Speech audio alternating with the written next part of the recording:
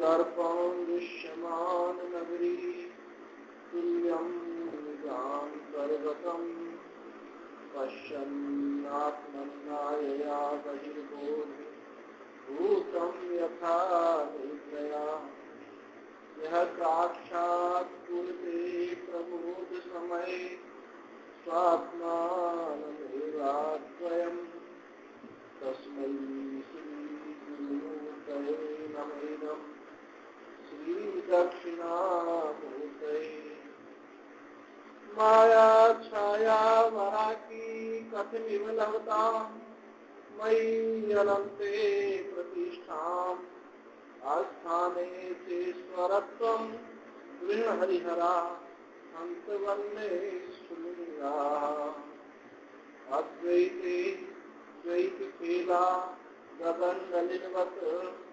स्वप्नवज्जीववेला श्रीपूर्णानन्दवाणी श्रुतिशिखरसुधा स्वामिनः पुनातु अखंडानंद संबोध मूर्तये ब्रह्ममूर्तये सुधासुत समाश्लिष्ट नेत्रांतरिस्फूर्तये नमः शंकरं शंकराचार्यं केशवं वादरायणं सूत्रभाष्यकृतौ वन्दे भगवन्तौ पुनः पुनः ईश्वरो गुरुरात्मेति मूर्तिभेद विभागिने व्योमवद्व्याप्तदेहाय दक्षिणामूर्तये नमः पार्थाय प्रतिबोधितां भगवता नारायणेन स्वयं व्यासेन ग्रथितां पुराणमुनिना मध्ये महाभारतम् अद्वैतामृतवर्षिणीं भगवती अष्टादशाध्यायिनी अम्ब त्वामनुसन्दधामि भगवद्गीते भवास्वेशिनी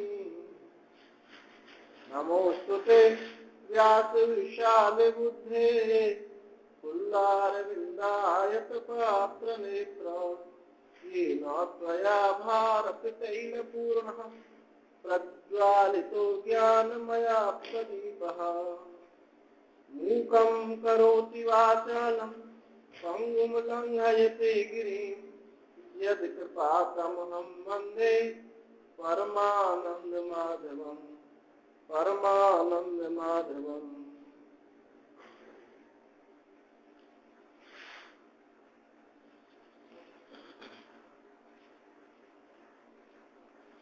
यज्ञार्थात् कर्मणोऽन्यत्र लोकोऽयं कर्मबन्धनः तदर्थं कर्म कौन्तेय मुक्तसङ्गः समाचर सह यज्ञाः प्रजाः सृष्ट्वा पुरोवाच प्रजापतिः अनेन पृथ्वीस्वध्वं येषु वो वस्तु इष्टकामधुक् देवान् भावयतानेन देवा भावयन्तु वः परस्परं भावयन्तः स्वीया परं वाप्स्यतः इष्टान् भोगानि वो देवा दास्यन्ते यज्ञभाविताः तैर्दत्तान् प्रदायिभ्यो यो भुङ्क्ते तेनैव सह यज्ञशिष्टाशिनः सन्तो मुच्यन्ते सर्वकिल्बिषैः भुञ्जते ते त्वघं पापा ये पचन्त्यात्मकारणात् अन्नात् भवन्ति भूतानि पर्जन्यादन्न संभव यज्ञात् भवति पर्जन्यो यज्ञः कर्म समुद्भव कर्म ब्रह्मोद्भवं विद्धि ब्रह्माक्षर समुद्भवं तस्मात् सर्वगतं ब्रह्म नित्यं यज्ञे प्रतिष्ठितम् एवं प्रवर्तितं चक्रं नानुवर्तयति हयः अघायुरिन्द्रियारामो मोघं पात सजीवति। तो 12वां श्लोक चल रहा था। देवान भावयतानेन ते देवा भावयन्तु वः परस्परं भावयन्तः श्रेय परम वाप्स्यतः। इससे पूर्व श्लोकों में बताया कि इस ब्रह्मा जी ने, प्रजापति ने यज्ञ के साथ सृष्टि उत्पन्न करके, प्रजा को उत्पन्न करके कहा कि तुम इस यज्ञ के द्वारा ही वृद्धि को प्राप्त होगे और तुम्हारी इष्ट कामनाएं भी इसी से प्राप्त होंगी। तो आप यज्ञ के साथ उत्पन्न हुए। यज्ञ बताया कि वितरण की ऐसी प्रणाली जो भी हमारे पास है, भाव है, अर्थ है, शरीर है इत्यादि जो कुछ भी है, वो सबको समष्टि में वितरण कर देना, समष्टि के साथ जोड़ देना, इसको बताया था यज्ञ। तो उस यज्ञ के साथ आप उत्पन्न हुए हैं, क्योंकि आपका जो स्वभाव है वो देने का है। ग्रहण करना तो आपने भ्रांति से, अज्ञानता से प्राप्त किया। और वैसे भी सामान्य रूप से भी देखें तो सब कार्य अपने अपने कारण में जा रहा है, सब कारण में जा रहा है, विलीन हो रहा है। हम देखते हुए भी उसका अपमान कर देते हैं, सम्मान नहीं करते कि हम जो भी सब कारण में जा रहा है इसके साथ ये वैराग्य उत्पन्न नहीं करते कि इसका कुछ भी रहने वाला नहीं। तो जो विहित है वो तो अग्निहोत्र आदि है ही, और जो अविहित यज्ञ हैं उनमें भी यदि हम दृष्टि ले आए तो भी हम यज्ञ करता हो जाते हैं। तो भगवान ने कहा कि इन यज्ञों के द्वारा इन देवताओं को पुष्ट करो, उनका संवर्धन करो, और वो आपका संवर्धन करेंगे। देवान भावयतानेन ते देवा भावयन्तुः, परस्परम एक दूसरे से ऐसा एक दूसरे को भावित करते हुए तुम मोक्ष को प्राप्त हो जाओगे। तो जो हम दे रहे हैं परमात्मा को देना चाहिए, तो ऐसा नहीं है। प्रत्येक वृत्ति में, प्रत्येक कार्य में हम ऐसी दृष्टि उत्पन्न कर सकते हैं। क्या देना है कि समष्टि में मन से, वाणी से, शरीर से किसी को कष्ट ना हो, ये ही देना है। अब हम जा रहे हैं, रास्ते में खाते खाते जा रहे हैं, जो कचरा हुआ रोड पर फेंक दिया। अब हमने समष्टि को क्या दिया? कचरा दिया।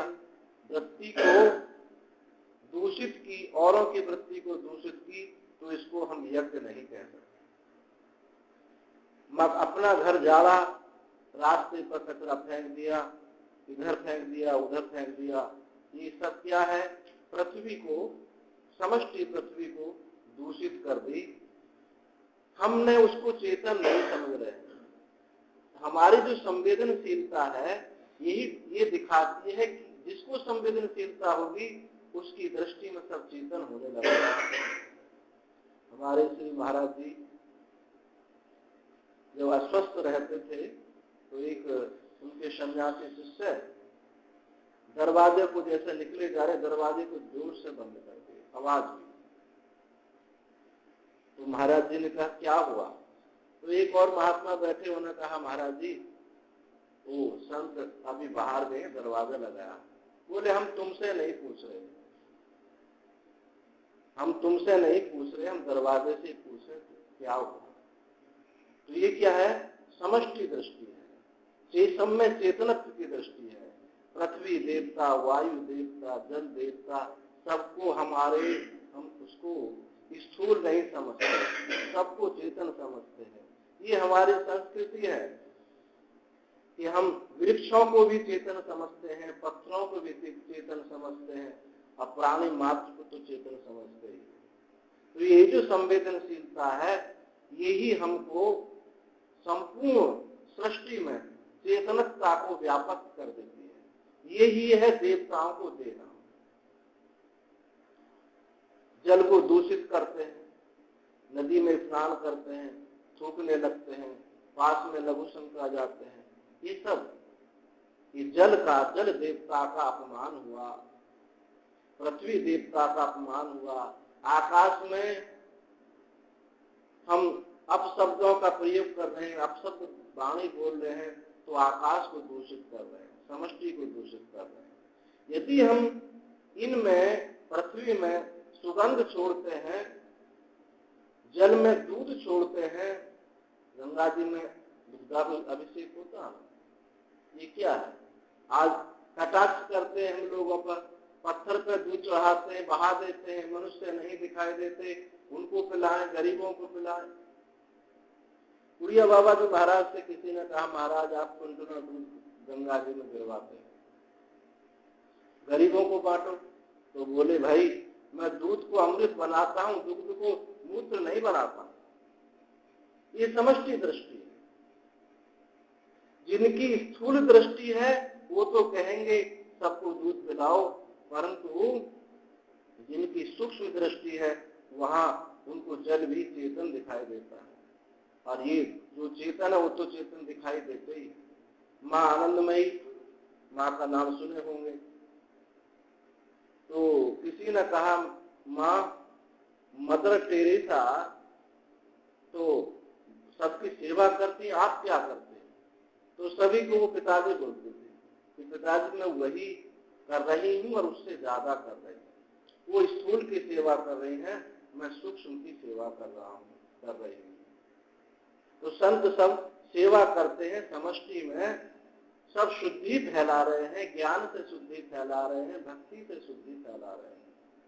तो ये है देवताओं को देना। समष्टि में, समष्टि के जो देवता, आपके जो नेत्र हैं, इनके जो अधिष्ठात्री देवता हैं वो सूर्य हैं। जब आप सूर्य को अर्घ दे रहे हैं, उनको नमस्कार कर रहे हैं, तो उस सूर्य भगवान प्रसन्न होकर के आपके नेत्रों को भी प्रसन्न, स्वस्थ रखें। तो ये है देवताओं को देना कि समष्टि में जो कुछ भी चीज है वो हमारे द्वारा कष्ट ना हो। इसलिए एक शब्द में कह दिया कि मन से, वाणी से, शरीर से, प्रत्येक क्रिया भाव आदि से कोई हमारे द्वारा दुखित ना हो, यही है देवताओं को अर्पण करना। अब हम देख लें, ये व्यवहार में जो हमारी सावधानी होगी, व्यवहार में हमारी जो सावधानी होगी वो हमको शाश्वत सावधानी में पहुंचा देगी। हम छोटी छोटी चीज पर इतने असावधान होते हैं कि हमको पता नहीं हम क्या कर रहे हैं। जैसे किसी नदी में कोई पत्ता बहा जा रहा है, नदी की धारा, तो वो उसको पता ही नहीं है कि मेरा खैरात भी हो सकता है।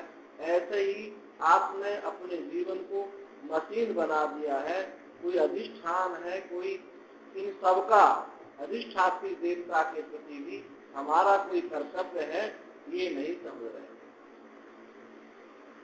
तो देवताओं, भगवान ने कहा कि तुम देवताओं को दोगे तो देवता आपको देंगे, आपके इंद्रियों को पुष्ट रखेंगे, आपके शरीर को पुष्ट रखेंगे, आपकी बुद्धि को अच्छी रखेंगे।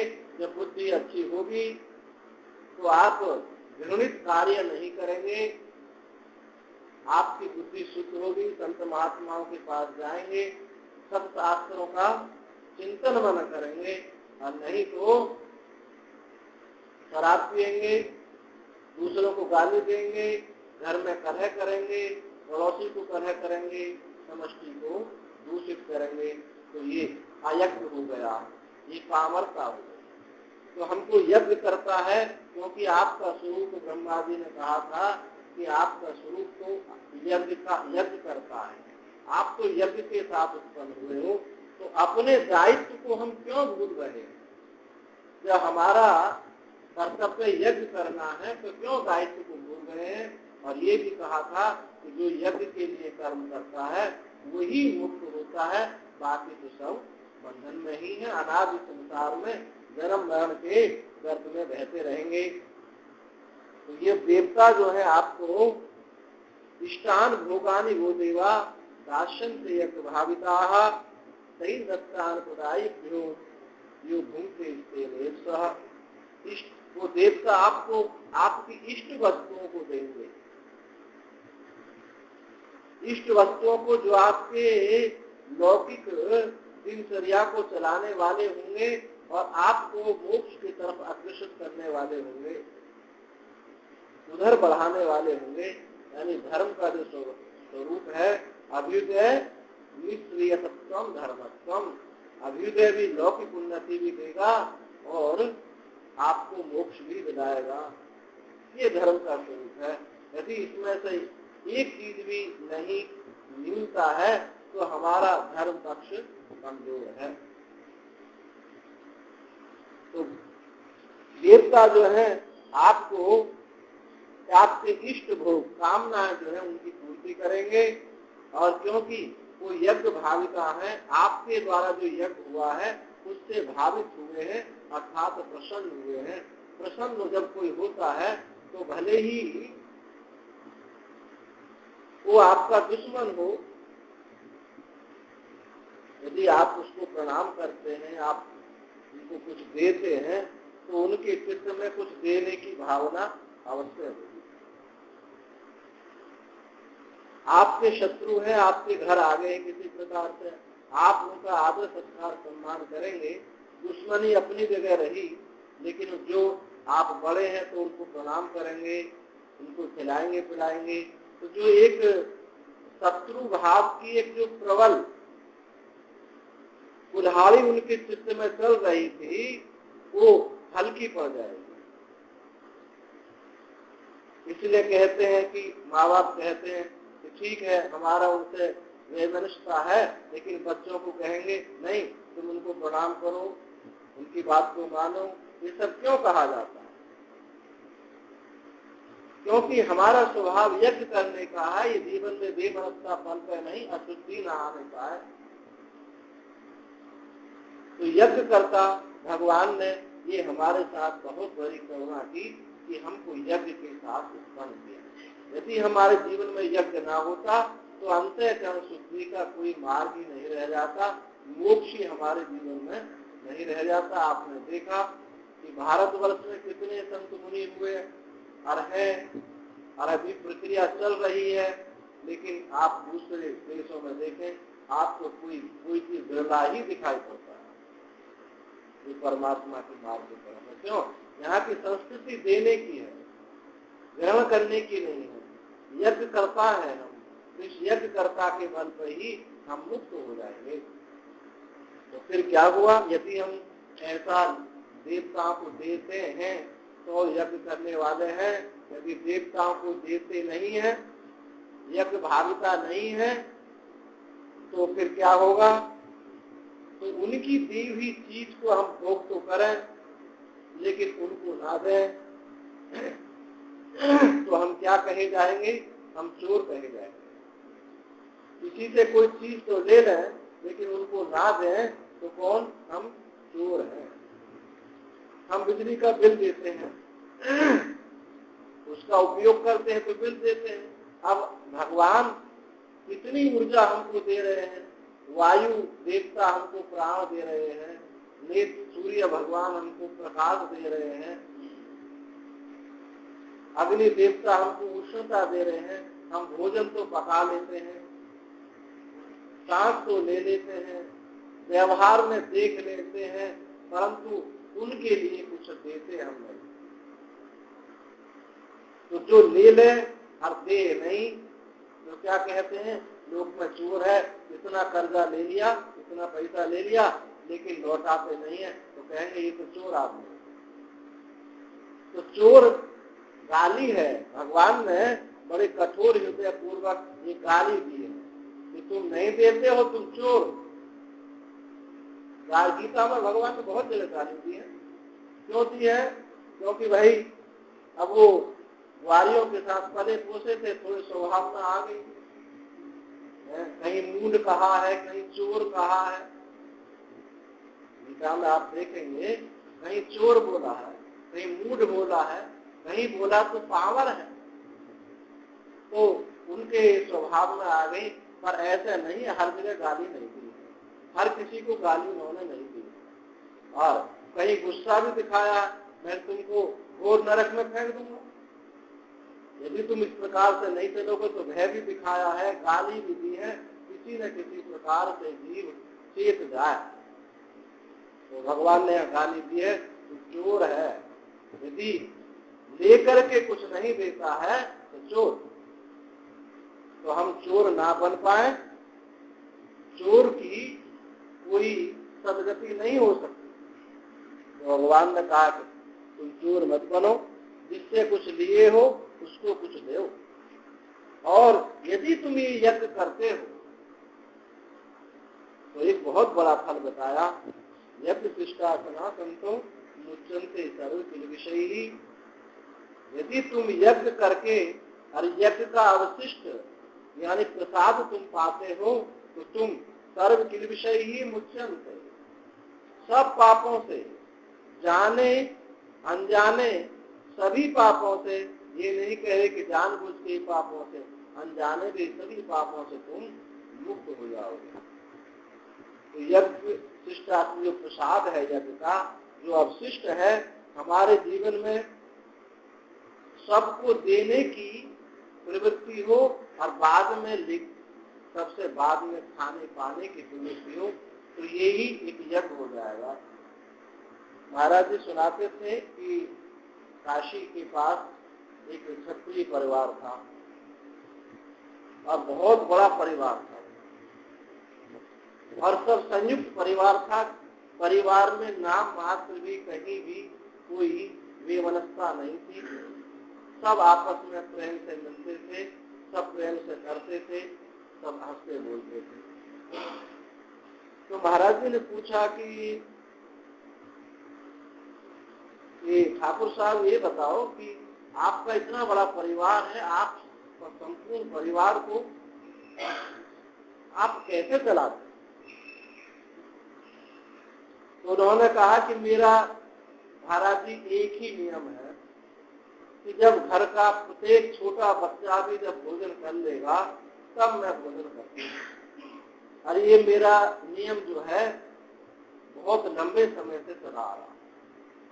इसी नियम के बल पर मैं जो है मेरे परिवार में कहीं किसी प्रकार की वैमनस्यता नहीं है, सब संतुष्ट होते हैं, तब उसके बाद मैं अपने लिए देता हूँ।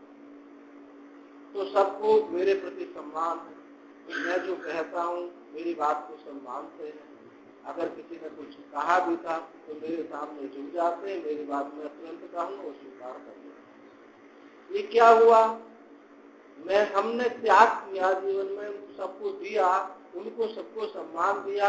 यदि हम भोजन करते हैं अपनी थाली उठा के ही हम जहाँ बर्तन धुलते रख देते हैं तो घर के लोग इसी से प्रसन्न हो जाएंगे, और हम करते कुछ नहीं और ऑर्डर चलाएं, ये नहीं बनाया ये बनाया, और घर में जो है एक कलह उत्पन्न करें, तो एक दिन ये होगा कि आपकी बात को कोई नहीं माना जाए, क्योंकि आपने किसी को दिया नहीं है, सम्मान नहीं दिया है, आपने किसी को आर्थिक और शारीरिक भावनात्मक आध्यात्मिक कुछ भी चीज उनको दी नहीं है, तो आपको वो कैसे देते हैं? नहीं देते। ये सब व्यवहार की शुद्धि है। वृत्ति में जब गुणों का आधान हो जाता है, गुण परमात्मा के गुणों का आधान हो जाता है, तो ये ही धर्म कहा जाता है। धर्म धार्यते इति धर्म, जो सबको धारण किए हुआ करता है। नहीं सुविज्ञेय मौरेश धर्मा, कृष्ण ने कहा, यमराज ने नचिकेता कहा कि धर्म बहुत सूक्ष्म है। तो एक शाश्वत धर्म हुआ जो उपनिषद ने कहा, और एक धर्म व्यवहारिक हुआ जिसकी हम चर्चा यहाँ कर रहे हैं, जिसमें सब धारण किया हुआ है वो धर्म है, जिससे धारण किया जाता है वो धर्म है। तो जो साधन धर्म है जिसकी चर्चा चल रही है, जो व्यवहार की शुद्धि है, ये धर्म है। तो ये धर्म हमारे जीवन में आना चाहिए, और धर्म किससे प्रतिष्ठित है, किससे इसका प्रादुर्भाव है। ये धर्म जो है चेतन अनंत परमात्मा से ही इसका प्रादुर्भाव है। जब एक अनंत चेतन परमात्मा, अखंड परमात्मा जब माया के सत्व गुण में, सत्वांश में विवर्त होता है, तो यही इसी को कहा जाता है धर्म। ये परमात्मा माया के रजोगुण में जब विवर्त होता है तो इसी को कहा जाता है संसार।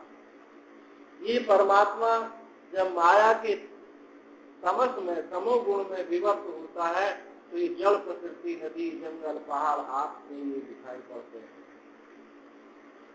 सब परमात्मा ही परमात्मा। जो कुछ भी दृष्टि गोचरा हो रहा है और दृष्टि भी, ये सब परमात्मा ही है। तो धर्म का फल जो होता है वो वैराग्य होता है। क्यों? धर्म माया के सत्वांश में विवर्त हुआ है और सत्व गुण को कहा है कि सत्व गुण में ज्ञान है और सुख है, रजोगुण में दुख है और क्रिया है, तमोगुण में मोह, अंधकार है, तमस है, आलस्य है, प्रमाद है। आपने गीता में पढ़ा होगा। तो जब सत्व गुण में विवर्त होता है तो अखंड सच्चिदानंद परमात्मा इस रूप में, धर्म के रूप में जो अवतरण है, तो जो अखंड परमात्मा ही उसी की विवर्त रूपता में जो लक्षण बनते हैं, वो उसी को कहा जाता है सार्वभौम धर्म। तो एक हुआ शाश्वत धर्म, और एक हुआ सार्वभौम धर्म, और एक हुआ व्यवहारिक धर्म, और एक हुआ विशेष धर्म। तो शाश्वत धर्म तो परमात्मा है, क्योंकि श्रुतियों ने आत्मा का नाम, परमात्मा का नाम धर्म भी कहा है, जो अभी मैंने बताया नहीं। सुविक्रिय मनोदेश धर्मा, तो ये धर्म, ये आत्मा बहुत सूक्ष्म है, नचिकेता, इसको ऐसे नहीं जाना जा सकता। अब जो सार्वभौम धर्म है वहां समष्टि में है, जैसे अहिंसा, सत्य, चोरी ना करना, ये सब क्या है? सार्वभौम धर्म है। धृति, क्षमा, दमोस्तेय, शौच, निंद्रिय निग्रह, सत्यम, अक्रोधो, दशकम दया, दशकम धर्म लक्षणम। धर्म के 10 लक्षण बताए। तो ये सब के लिए, ऐसा नहीं है कि ये हिंदू के लिए है, मुसलमान के लिए नहीं है, सबसे सबको प्रिय है। और किसी देश में नहीं है, किसी काल में नहीं, ये सर्वत्र है, हर देश में है, हर काल में है, सब इनको स्वीकार करते हैं। और जो व्यवहारिक धर्म है, व्यवहारिक धर्म जो आपका नित्य मंदिर में जाना है, पूजा करना है, देव कार्य, पितृ कार्य, ये सब जो विधि निषेध का जो वेद में वर्णन सुनते हैं, ये सब व्यवहारिक धर्म है। ये व्यवहारिक धर्म सार्वभौम धर्म में विलीन होता है। यदि आप पूजा करते हैं, बहुत अच्छी बात है, रोजाना पूजा कर रहे हैं, यदि ये आपके जीवन में सत्य नहीं आती, क्षमा नहीं आती, धैर्य नहीं है, ज्ञान नहीं आ रहा है, तो हमारे व्यवहारिक धर्म में कहीं त्रुटि है।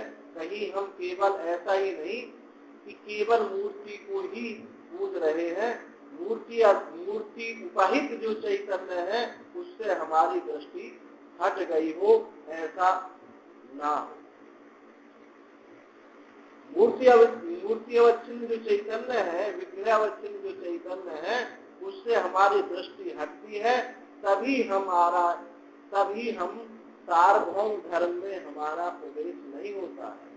नहीं कोई पूजा करने वाला है, अनुष्ठान करने वाला है, अग्निहोत्र रोजाना कर रहे हैं, पाठ कर रहे हैं, तो उसका फल हमारे जीवन में सत्य अवश्य ही होगा।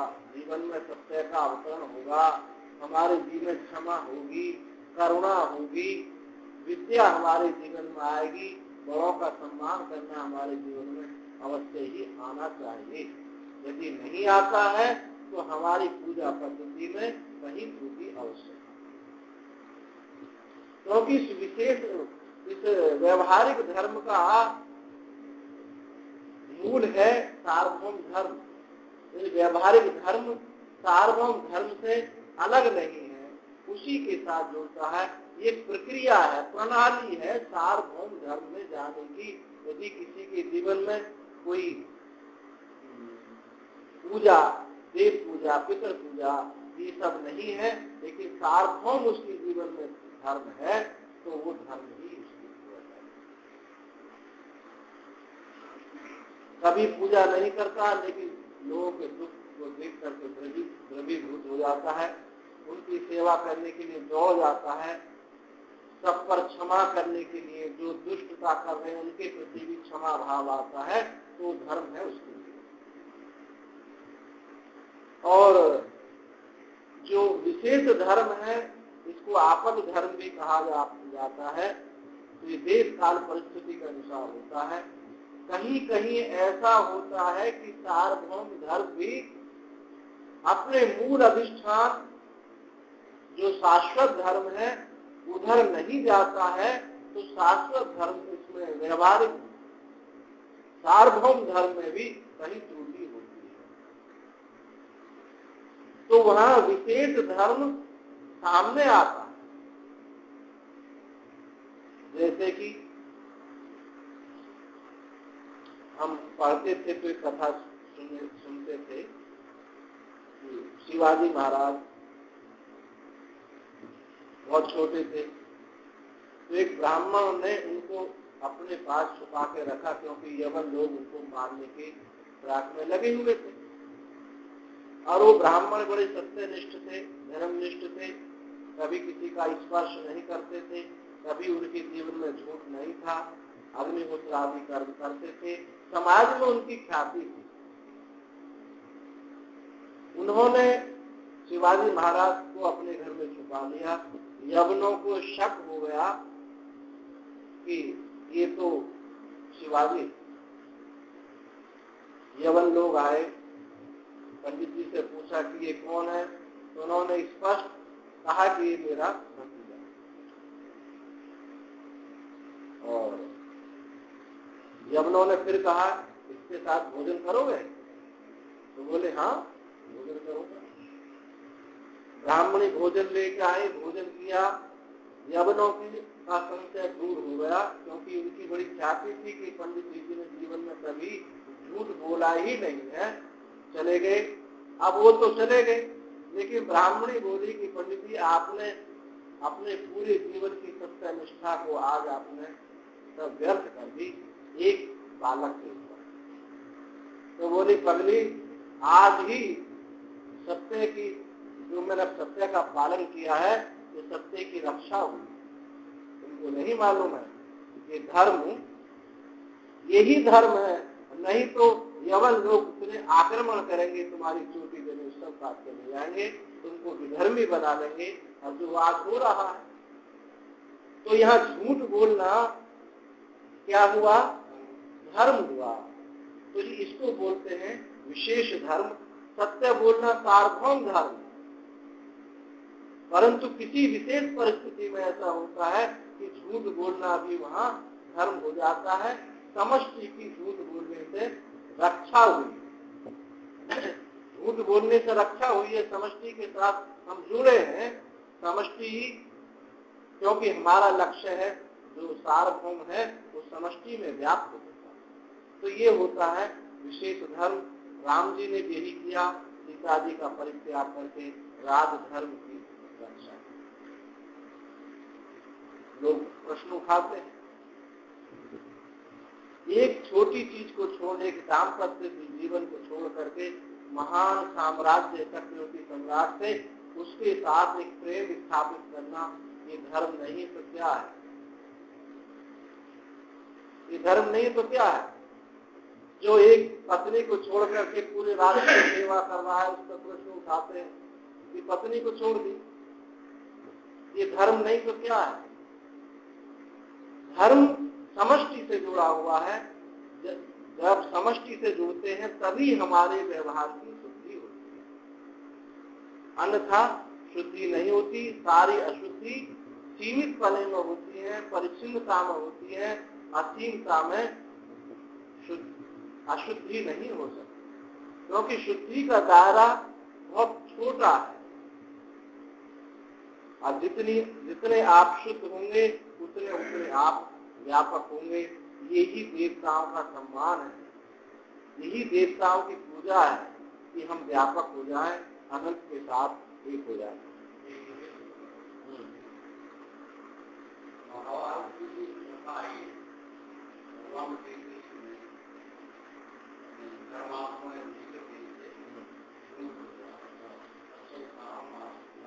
दरोगा कुंजरोगा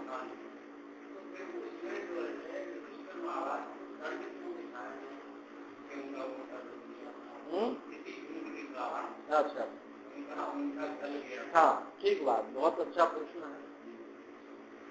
लक्ष्य तो वह शुद्ध था,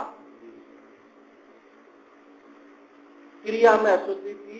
लक्ष्य शुद्ध हो, क्रिया में अशुद्धि हो, इसी को दृष्टि में रख करके चाणक्य नीति बनी। अब प्रश्न है कि उनको क्यों प्रायश्चित क्यों कराया या ये सब क्यों कहा? क्योंकि लोग जो है, लोगों की तो दृष्टि नहीं है समष्टि दृष्टि, सब यही करने लगेंगे, यही करेंगे सब। इसलिए प्रायश्चित होकर के ये बताया कि नहीं, यदि नाम मात्र भी झूठ बोलते हो तो इसका फल आपको भुगतना पड़ेगा। तो जो कि युधिष्ठिर महाराज के लिए कहा गया। और अनेक ऐसी घटना है कि जहाँ जैसे कि कुमारिल भट्ट ने छल से बौद्ध दर्शन को पढ़ा आचार्य धर्मपाल से, और जब हम किसी को गुरु बनाए हैं उनके साथ छल करना, कपट करना दोष तो है ही है। इसी प्रायश्चित के लिए इलाहाबाद में झूसी में बैठ करके कुमारिल भट्ट ने अपने शरीर को जला दिया। क्यों? उनका तो था इस वैदिक सनातन वैदिक परंपरा को अक्षुण्ण रहना, वेद की रक्षा करना, उसी दृष्टि से उन्होंने छल से पढ़ा था और इसीलिए शास्त्रार्थ करके बौद्धों को परास्त किया। अब लक्ष्य तो शुद्ध है, परंतु लोग सब यही करने लगेंगे, गुरु का अपमान करने लगेंगे। उसके प्रायश्चित के लिए उन्होंने झूसी में जलती हुई आग में शरीर को त्यागा। तो कोई ऐसी संसार में समाज में विसंगति ना हो जाए, क्योंकि लोगों की ऐसी शुद्ध बुद्धि होती नहीं है, सब यही करने लगेंगे। आज होता ही है। शंकराचार्य ने एक व्यवस्था की थी कि समस्त ज्ञान का वर्धन हो, सब तक एक घर घर जन जन में बुद्धि तक ज्ञान पहुंचे, तो मठों की स्थापना की। कोई वहां बिल्डिंग नहीं बनाई। आज तनिक से व्यवहार को लेकर के बाबा लोगों ने बड़े बड़े महल खड़े कर दिए। तो ये त्रुटि जीवन में ना आ जाए, इसलिए ये सब प्रायश्चित कराएंगे। अब झूठ इतने पाप के लिए, इतने दोष के लिए, जबकि कोई दोष नहीं है, और उन्होंने अपने शरीर को आग में जला करके भस्म कर दिया, प्रायश्चित कर दिया। ये है। अब ऐसी बहुत सारी बात कही जाती है। आज समाज में ये सब बात कहने की बात रह भी नहीं गई, क्योंकि उनका सब उल्टा अर्थ लगाया जाता है और एक जो रास्ता चलना चाहिए उससे हट जाते हैं, दूसरे रास्ते पर जाने लगते हैं। तो हमारे धर्म में बहुत सावधानी है कि तनिक भी कहीं कुछ त्रुटि होती है तो उसके लिए प्रायश्चित करें, कोई दूसरे के जीवन में नहीं। अनाधिकारी यही चेष्टा करते, यदि युधिष्ठिर को ऐसे नहीं करते, कुमारिल भट्ट प्रायश्चित नहीं करते, तो अनधिकारी यही चेष्टा करते कि झूठ बोल लो, गुरु से छल कर लो, कपट कर लो, और झूठ बोलने में क्या दोष है। ये इस शुद्धि के लिए ऐसा किया जाता। अब भगवान, तो धर्म से हमारे जीवन में शुद्धि होती है, क्योंकि धर्म का फल है वैराग्य। धर्म से विरति जो ज्ञाना। तो जो यज्ञ का जो प्रसाद है, अवशिष्ट जो है, ये ही समस्त पापों को दूर करता है। यज्ञ करना माने समष्टि को देना, धर्म के साथ एक हो जाना, ये इससे हमारे समस्त पाप ध्वंस हो जाते हैं। जो ऐसा नहीं करते हैं तो वेद भगवान कहते हैं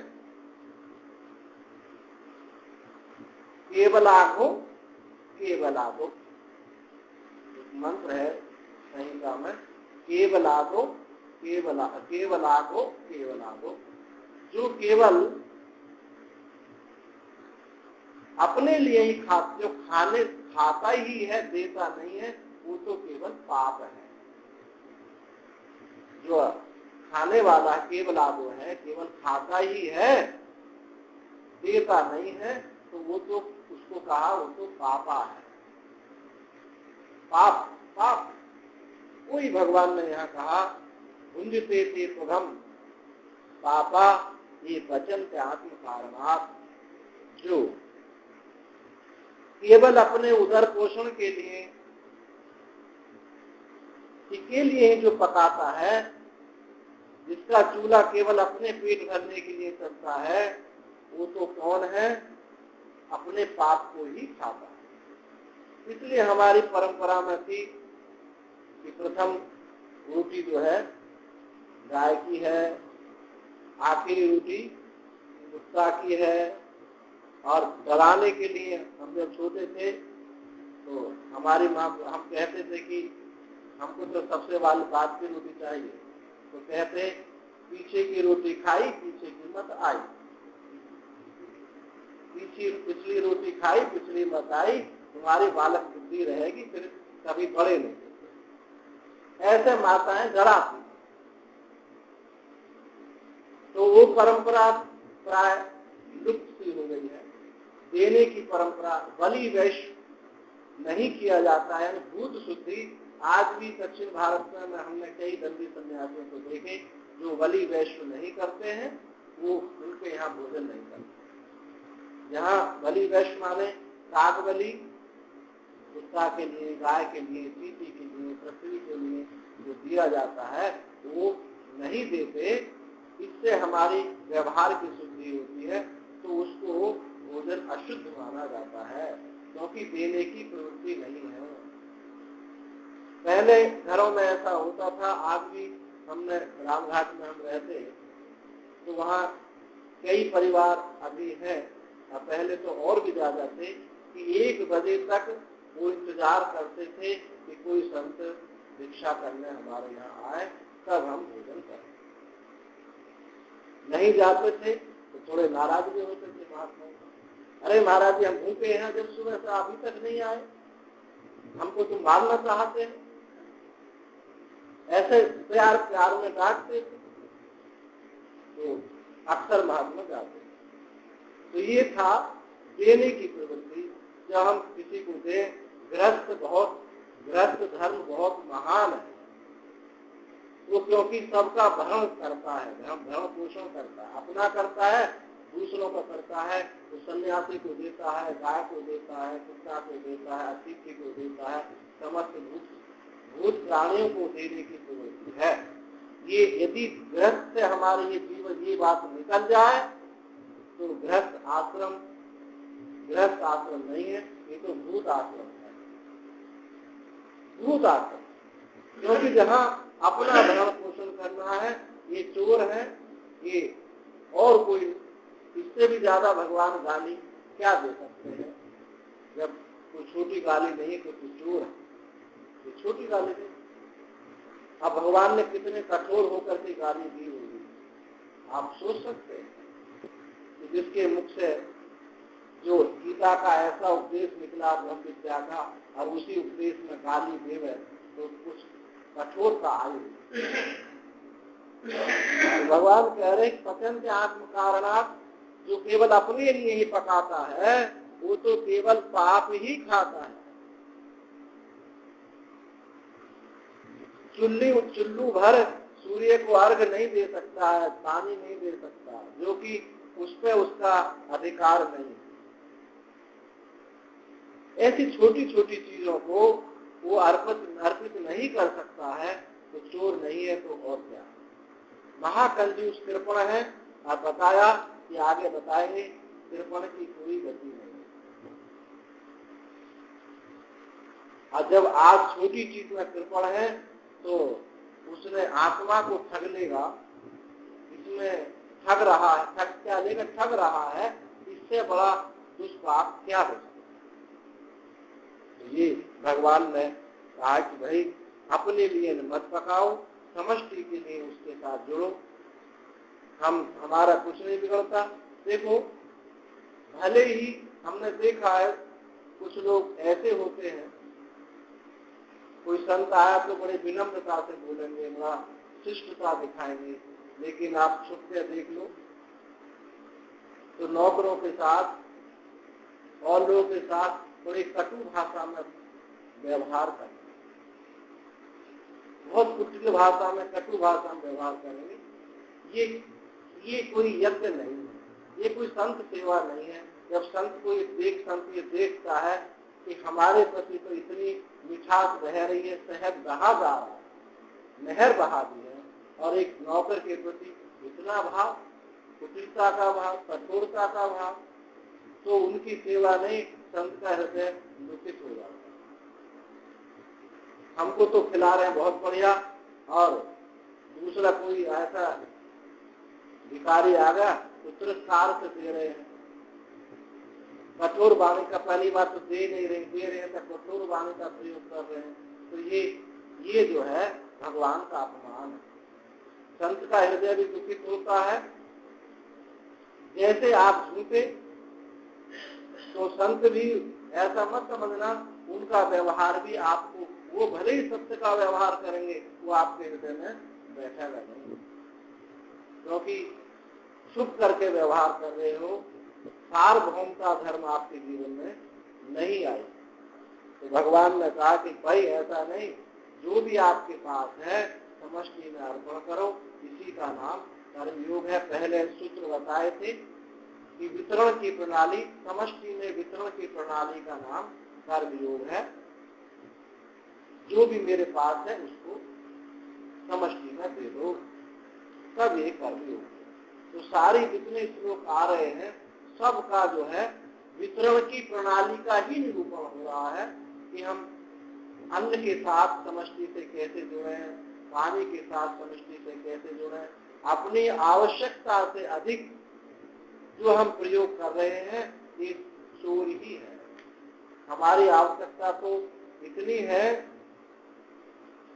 लेकिन हम उसको अधिक ग्रहण कर रहे हैं, उसका दुरुपयोग कर रहे हैं, तो ये चोर का ही लक्षण है। अब हम देख लें, विचार कर लें कि हमारे जीवन में कितनी आवश्यकता है, कितना हम भोग कर रहे हैं, कितना उसका दुरुपयोग कर रहे हैं। आपके पास अधिक है, बहुत अच्छी बात है, उसको समष्टि के साथ जोड़ दो, समष्टि में वितरण कर दो, तो ये आप महान यज्ञशाला, आपके घर में ही यज्ञशाला हो जाएगी, महान यज्ञ करता हो जाएंगे, महाशाला, यज्ञशाला आप ही होंगे। तो जितना अधिक है आवश्यकता, जितनी हमारी आवश्यकता है उससे कोशिश करो कम ही हम ग्रहण कर सकें, परंतु है तो उसको वितरण करो। अब भगवान ने आगे कहा ठीक, ये जो यज्ञ है, अब यज्ञ चक्र का निरूपण भगवान कर रहे हैं। आगे कहेंगे इसी में एवं प्रवर्तितम चक्रम, तो यज्ञ चक्र है, एक पहिया है, उस यज्ञ चक्र का पहिया का भगवान निरूपण कर रहे हैं। कैसे ये यज्ञ चक्र घूम रहा है, तो अन्नात् भवन्ति भूतानि पर्जन्यात् अन्न संभवः, यज्ञात् भवति पर्जन्यो यज्ञः कर्म समुद्भवः। कर्म ब्रह्मोद्भवं विद्धि ब्रह्माक्षर समुद्भवं, तस्मात् सर्वगतं ब्रह्म नित्यं यज्ञे प्रतिष्ठितम्। अब यज्ञ चक्र, ये यज्ञ आप करोगे तो यज्ञ से क्या होगी, वर्षा होगी। पर्जन्य माने बादल, वर्षा होगी। वेद में बादल को का एक नाम और आया है धूमयोनि। यज्ञ की धुआं से बादल की उत्पत्ति होती है, इसलिए बादल का नाम धूम योनि भी कहा है, यज्ञ धूम योनि। तो अन्नाद भवन्ति भूतानि, ये जो है अन्न जो उत्पन्न होते हैं किससे होता है? वर्षा से होता है। वर्षा किससे होती है? यज्ञ से होती है। अन्नाद भवन्ति भूतानि, अन्न से भूत उत्पन्न होते हैं और वर्षा से ये अन्न उत्पन्न होता है। तो पहले जब वर्षा ही नहीं होगी तो अन्न कैसे उत्पन्न होगा? अन्न नहीं होगा तो ये प्राणी कैसे उत्पन्न होंगे? और ये जो यज्ञात भवति, फिर यज्ञ किससे उत्पन्न हुआ? यज्ञात भवति पर्जन्यो, यज्ञ कर्म समुद्भवा, और यज्ञ किससे उत्पन्न हुआ? ये कर्म से हुआ। और कर्म किससे उत्पन्न हुआ? वेद से उत्पन्न हुआ। और ये वेद किससे उत्पन्न है? अक्षर तत्व से उत्पन्न। तो मूल अधिष्ठान क्या है? वो ब्रह्म तत्व मूल अधिष्ठान है, उससे वेद का प्राकट्य है, वेद से कर्म है, और कर्म से यज्ञ है, और यज्ञ से वर्षा है, वर्षा से अन्न है, और अन्न से ये भूत प्राणी है। तो ये चक्र घूम रहा है। इसमें 6 अरे हैं। एक दृष्टि, पर्जन्य, और अन्न, भूत प्राणी, कर्म, वेद और यज्ञ। और मूल है इसका क्या? नाभि जो है वो है अक्षर तत्व। तो 6 अरों वाला एक यज्ञ चक्र है जो एक घूम रहा है, कभी ऊपर जाता है कभी नीचे जाता है। यदि चक्र के अनुसार हम नहीं चलते हैं, जो सृष्टि चक्र है इसके अनुसार नहीं चलते हैं, तो तभी ये सब भूकंप आते हैं, भूखमरी होती है, प्रलय होती है, वर्षा नहीं होती है, हिंसा होती है। ये यज्ञ चक्र में कुछ कमी आ जाती है, तभी ऐसा होता है। आज कहीं खंड वर्षा हो रही, कहीं तो अति वर्षा हो रही है, नदियों में बाढ़ आ रही है, बहे जा रहे हैं, और कहीं यहाँ पानी नहीं बरस रहा है, कहीं सूखा है, कहीं बहुत ज्यादा पानी गिर रहा है, कहीं तूफान आ रहा है। ये सब क्या है? सृष्टि चक्र में सृष्टि चक्र ठीक से घूम नहीं रहा है, कोई अरा टूट गया है। जो चक्र है यज्ञ चक्र, उसका कोई अरा टूट गया है, वहां से कमजोर है, इसलिए ये खंड खंड वर्षा होती है, खंड खंड सूखा पड़ रही है, इसलिए सब हो रहा है। तो भगवान ने कहा कि देखो ये जो यज्ञ चक्र है ये सुव्यवस्थित आप चलाएंगे तो आपका जीवन भी व्यवस्थित रहेगा और आप परमात्मा के बोध के प्रति अग्रसर हो जाएंगे। तो अन्न पर्जन्य जो वर्षा होती है, अब हम यज्ञ, अभी पहले मैंने बताया कि 2 प्रकार के यज्ञ हैं, विहित यज्ञ, अविहित यज्ञ। विहित यज्ञ में भी हम दृष्टि कर लेते हैं, तो ये विहित यज्ञ भी, अविहित यज्ञ भी विहित यज्ञ हो जाता है। और हमारा विहित यज्ञ करना ठीक है, विहित यज्ञ जो वेद ने बताया अग्निहोत्र आदि वो हम नहीं कर पाते हैं, पर जो नैसर्गिक रूप से यज्ञ हो रहा है उसको हमने जो विहित बनाया है भगवत भावना से, समष्टि की भावना से, उससे भी एक धुआं निकलता है, उससे भी एक ज्योति निकलती है। वो ज्योति का जो धुआं है उसी से ये पर्जन्य बादल हो जाता है। अब कहो कि भाई महाराज जी विदेश में तो कोई यज्ञ करता नहीं, ये तो भारत की प्रणाली है, विदेशी में कहाँ यज्ञ जानते हैं, वहाँ क्या वर्षा नहीं होती, वहाँ क्या प्राणी नहीं रहते, ऐसा प्रश्न हो सकता है किसी के चित्त में। तो उसके लिए यही बात है कि यज्ञ, वहाँ भी कुछ लोग होते हैं जो अविहित यज्ञ को विहित कर लिया है, वो भी कहीं समष्टि की सेवा करते हैं, किसी के साथ छल कपट नहीं करते, उसके बल पर ये सब वहां भी है।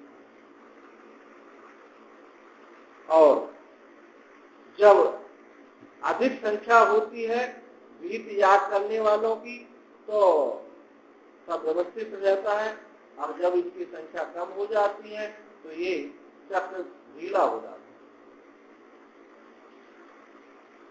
तो कहीं ना कहीं होते जरूर हैं, ऐसा नहीं होता कि यही है, वहां कहीं वहां भी होते हैं।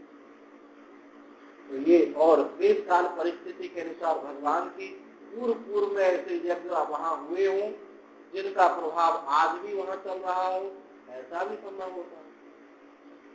तो भगवान कहते हैं कि एवं प्रवर्तितम चक्रम नानुवर्तयति हया, जो मेरे द्वारा चक्र का निरूपण हुआ यज्ञ चक्र का, इसके अनुसार जो चलता है अनुवर्ती, यहाँ जो अनुवर्तन करता है तब तो ये सब ठीक चलता रहता है।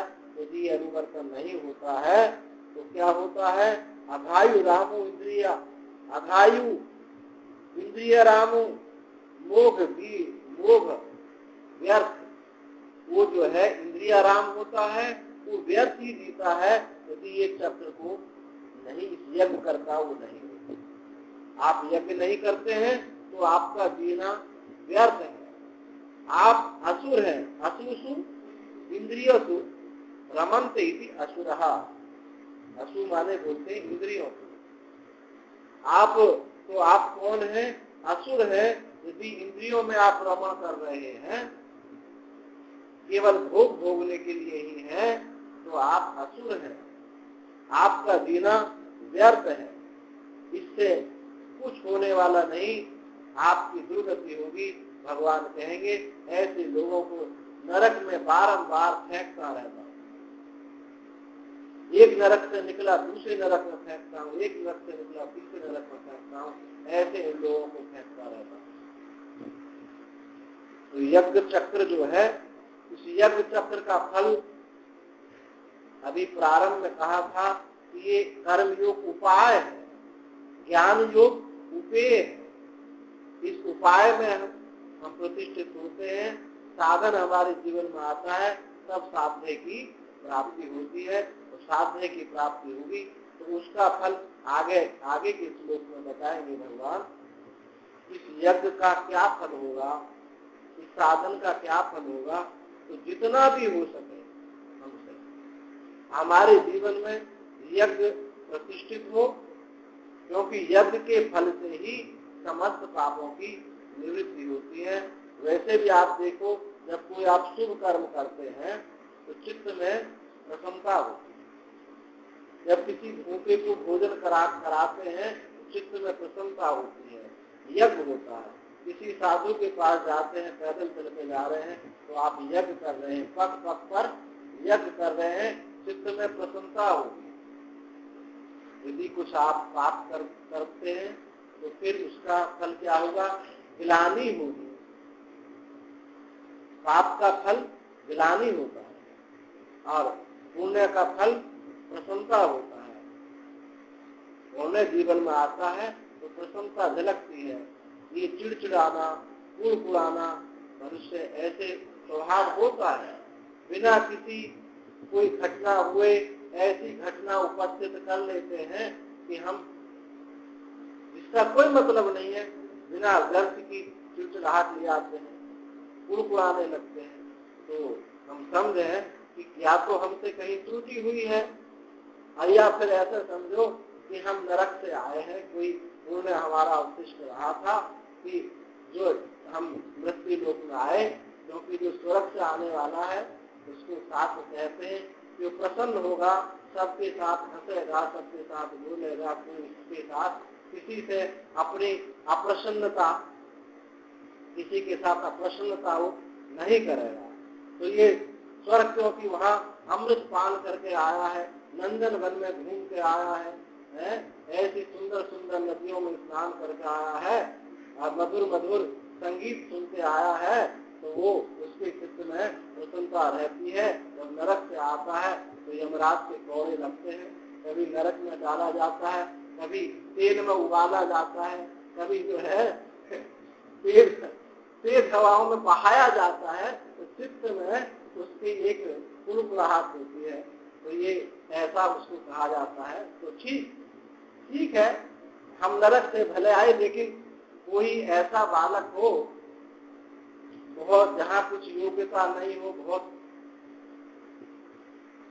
अलग स्थान से आया हो, जहाँ ऐसी माहौल नहीं था, परंतु एक अच्छे माहौल में आ जाए, संतों के माहौल में आ जाए, तो वहाँ अपना स्वभाव उसका बदल जाता। अब आप मृत्यु लोक में आ गए, तो अब तो अपना स्वभाव बदल सकते हैं, क्योंकि यहाँ तो हमारे सामने सब ऐसी परिस्थिति नहीं है कि यमराज हमको कोड़ा लगाएंगे या गर्म कुंड में डालेंगे, ऐसी तो कोई व्यवस्था नहीं है। तो यहाँ प्रसन्न हो जाए, प्रसन्नता का व्यवहार करें, सबके साथ हंसे, सबके साथ बोले, कोई बेमनस्ता हमारे जीवन में ना हो। तो ये प्रसन्नता जब जीवन में आएगी तो हम समझने लगेंगे कि अब हमारे जीवन में पूर्ण उदय हो रहा है, पूर्ण हम पुण्य कर्म कर रहे हैं, और जो पीछे हो गया, ये तो अनुमान से बात सिद्ध है, हम प्रत्यक्ष नहीं कह रहे, क्योंकि प्रत्यक्ष तो हमने देखा नहीं है। ऐसा शास्त्र कहते हैं कि भाई जो जिसके जीवन में ऐसी चीज है तो नरक भोग से आता है, स्वर्ग भोगने वाला प्रसन्न रहता है। पर हम इस मृत्यु लोक को भी तो स्वर्ग बना सकते हैं। हमारा व्यवहार ऐसा मधुर हो, सत्यम प्रियम हितम च यत्, भगवान ने कहा गीता में कि हम सत्य बोले, बहुत अच्छी बात है, और हितकर बोले, सत्य बोले, हितकर ना बोले, प्रिय ना बोले, तो सत्य की बोलने में कुछ त्रुटि है। हाँ, किसी स्थिति परिस्थिति में ऐसा होता है कि कहीं सत्य जो है कड़वा होता है, परंतु अहितकर कभी नहीं होता।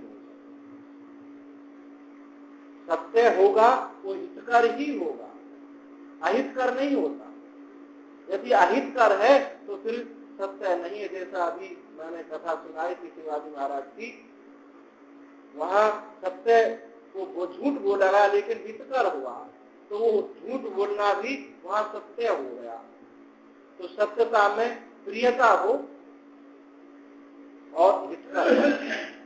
ऐसा मत बोलो कि सत्य तो हो लेकिन मिठास जीवन में ना हो। तो अपने लिए तो ठीक है, औरों का हित भी हो गया, परंतु समकाल उतने समय में किसी के चित्त में थोड़ी चोट जरूर पहुंचेगी। भले ही परिणाम उसका अच्छा है, पर उस क्षण वो थोड़ा दुखी हो जाता है। तो ऐसा सत्य हो कि प्रिय भी हो और हितकर तो हुई हो। ऐसा सत्य जब होगा तो हमारी वाणी का शोधन हो जाएगा, व्यवहार का शोधन हो जाएगा। हम यज्ञ चक्र को चलाने वाले, यज्ञ चक्र के एक सही सुव्यवस्थित मजबूत अरे वाले हो जाए। और अरा किसमें प्रतिष्ठित होता है? अरा जो है नाभि में प्रतिष्ठित होता है। और नाभि यहाँ कौन बताई थी? अक्षर तत्व। नाभि क्या है? अक्षर है, क्योंकि उसी से, अक्षर से ही ये वेद भगवान प्रकट है। अक्षर कोई क्षर होकर के वेद नहीं बना, अक्षर कोई क्षर होकर के वेद नहीं बना, वेद बना नहीं है, तभी तो अपौरुष है। ये कहा जा रहा है कि वो अक्षर ही सत्व गुण में विवर्त होकर के वेद के रूप में प्रकट हुआ है। विवर्त होने पर वस्तु के स्वरूप में कोई परिवर्तन नहीं होता है। जैसे मंद अंधकार में पड़ी हुई रस्सी सर्प रूप में प्रतीत होती है, तो रस्सी में कोई विकृति नहीं होती है, रस्सी बनी नहीं होती है, सर्प रस्सी में कोई विकार नहीं होता है। ऐसी अक्षर तत्व बिना विकार हुए अपने स्वरूप का परित्याग किए बिना ही इस वेद वाणी के रूप में अनादि निधनम, अनादि निधन अपौरुषिक वाणी के रूप में ये प्रकट हो गया। तो ये अपौरुषे जो वाणी है, इसी से हमारी महानता है। वैदिक सनातन धर्म कहते नहीं, वैदिक सनातन धर्म है। तो कैसे वैदिक सनातन धर्म है? क्योंकि हमारे पास वेद अपौरुषेय संविधान है, ये और किसी के पास नहीं। ये किसी मनुष्य की रचना नहीं है, किसी ऋषि ने वेद को लिख नहीं दिया है, ये अपौरुष है, अनादिकाल से है और अनादिकाल रहेगा। लुप्त सा हो जाता है तो जैसे आज बहुत सारी शाखाएं लुप्त हो गई है, परंतु ऐसा नहीं है, इसका अत्यंत अभाव नहीं हो सकता, क्योंकि ये वेद ज्ञान है। ये जब यदि ज्ञान ही समाप्त हो गया तो ये ज्ञान को किसने जाना कि समाप्त हो गया, इसका जानने वाला भी तो ज्ञान ही होगा। तो ज्ञान कभी समाप्त नहीं हो सकते। वेद भगवान के श्वास है, मंत्र है वेद में। ये जो ऋग्वेद, सामवेद, अथर्ववेद, यजुर्वेद है, ये भगवान के सांस है। यदि सांस चलने किसी के रुक जाए तो क्या कहते हैं कि आदमी गए जैसे आराम होगा। अब भगवान का जैसे आराम हो सकता है क्या? तो वेद समाप्त हो गए, सांस समाप्त हो गए, तब कहोगे कि भगवान मर गए। तो भगवान कभी मरते नहीं, क्योंकि अमर है, अक्षर है। उस अक्षर तत्व से ही, उन्हीं का स्वरूप ही इस नाम रूप की अभिव्यक्ति के रूप में, अनादि वाणी के रूप में ये प्रकट होता है। इसी का नाम वेद है। ये वेद ही सारा जितना भी ये चक्र है, यज्ञ चक्र, वेद ही, वेद ने ही बताया कि इस प्रकार से अग्निहोत्र कर्म करो, ये करो, ये नहीं करो, समष्टि की सेवा करो। ये किसने बताया? वेद नहीं तो बताया। तो वेद हमारे जीवन में आएगा तो यज्ञ हमारे जीवन में अवश्य ही आएगा। तो आगे यहाँ इसके बाद आगे जो इस साधन का, इस उपाय का जो फल है, आगे 17वें अध्याय में 17वें श्लोक में भगवान कहेंगे। अब कल यहाँ तक तो व्यवहार की चर्चा थी, कर्मयोग की चर्चा थी। आगे अब इसका फल रूप ज्ञान की चर्चा आगे के श्लोक में आएगी। ओम पूर्णमदः पूर्णमिदं पूर्णात् पूर्णमुदच्यते पूर्णस्य पूर्णमादाय पूर्णमेवावशिष्यते। ओम शांति शांति शांति।